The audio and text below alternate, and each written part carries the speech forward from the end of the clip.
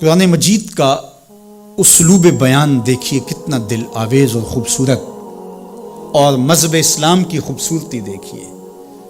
غریبوں کو، یتیموں کو، لاچاروں کو، اپاہج اور کمزوروں کو، بیوگان اور اراملہ اور مساکین کو مدد کرنا، ان کی اعانت کرنا، ان کو کھانا دینا، یہ تو سارے لوگ کہتے ہیں، لیکن قرآن نے کتنی خوبصورتی کے ساتھ ہمیں بتایا کہ مسئلہ کھانے کا نہیں ہے، مسئلہ ان کو عزت دینے کا ہے۔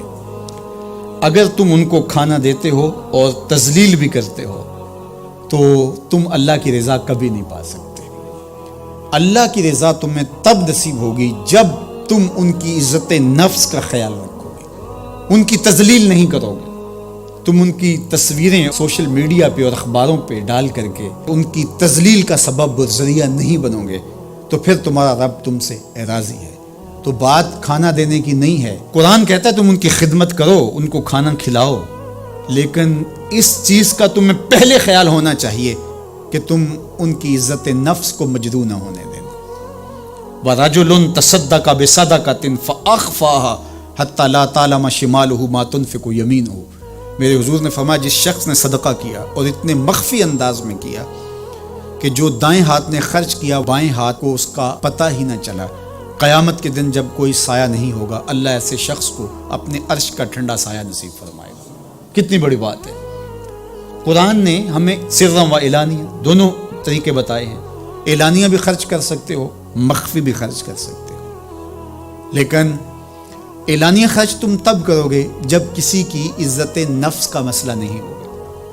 آپ مسجد کے لیے فنڈ مانگ رہے ہیں، کوئی بات نہیں، یہاں تو کوئی ایسا شخص نہیں ہے، لیکن کسی ایک شخص کو دے رہے ہیں تو پھر آپ کو اس بات کا خیال کرنا ہوگا، اس وقت پھر مخفی کرنا تمہارے لیے ضروری ہے۔ اسی طرح اگر تم ترغیب کے لیے کر رہے ہو تو کوئی بات نہیں ہے، لیکن اس میں بھی تم یہ خیال رکھو کہ ترغیب میں بھی کسی کا دل نہ دکھنے پائے، کسی کی تصویر نہ آنے پائے۔ ترغیب دلانے کے بہت سارے طریقے ہیں، لیکن ترغیب دلانے سے قبل اپنے دل سے سوال کر لو ترغیب کے پیچھے چھپی ہوئی کہیں ریاکاری تو نہیں ہے۔ چونکہ ریاکاری جو ہے یہ کالے پتھر پر کالے رنگ کی چیونٹی چلے تو اس کی چال سے بھی زیادہ باریک ہے، تو یہ بڑی باریک چال ہے۔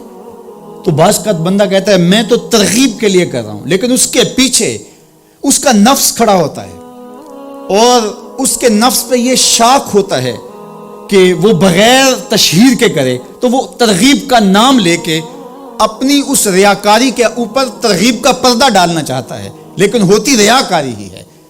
تو یہ اپنے آپ سے پوچھے، بندے کو پتا ہوتا ہے کہ میں کہاں کھڑا ہوں۔ اقبال نے کہا تھا کہ ملا سے نہ پوچھ اپنے دل سے پوچھ، تو بندے کو پتا ہوتا ہے کہ یہ ترغیب ہے یا اس کے پیچھے چھپی ہوئی ریاکاری ہے، اور ریاکاری تھوڑی سی بھی اللہ کو قابل قبول نہیں ہے۔ حضرت ابو امامہ الباہلی رضی اللہ تعالیٰ عنہ فرماتے ہیں کہ میں نے حضور سے پوچھا کہ ایک شخص جہاد کرتا ہے اور اپنی جان وار دیتا ہے اور اس کا مقصد اللہ کے دین کو سر بلند کرنا ہے، لیکن اس کے ذہن میں یہ بھی ہے کہ چلو میری بہادری کے جھنڈے بھی لگ جائیں گے، تو کیا اس کو اس عمل کا صلہ ملے گا؟ تو میرے حضور نے ارشاد فرمایا فلا شیء لہ، اسے کوئی اجر نہیں ملے گا۔ اللہ صرف اسی عمل کو قبول کرتا جو محض اس کے لیے کیا جائے۔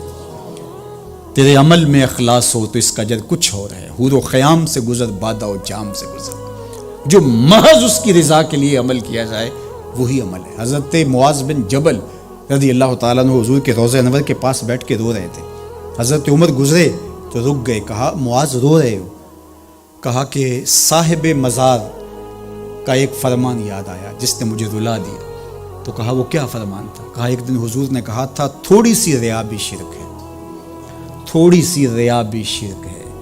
تو ضرور رکیے، آپ ترغیب کا نام لے رہے ہیں کہ میں ترغیب دینے کے لیے کر رہا ہوں، لیکن ذرا ایک لمحے کے لیے رک کے اپنے آپ سے سوال کر لیجئے ترغیب کے پردوں کے پیچھے چھپی ہوئی کہیں ریا تو نہیں ہے؟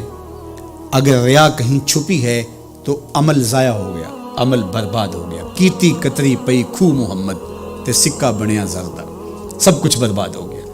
اس لیے محض اس کی رضا کے لیے ترغیب بھی اگر آپ کی نیت ہے تو اس سے قبل اچھی طرح اپنے آپ کو جانچ لیں کہ ہم کھڑے کہاں ہیں۔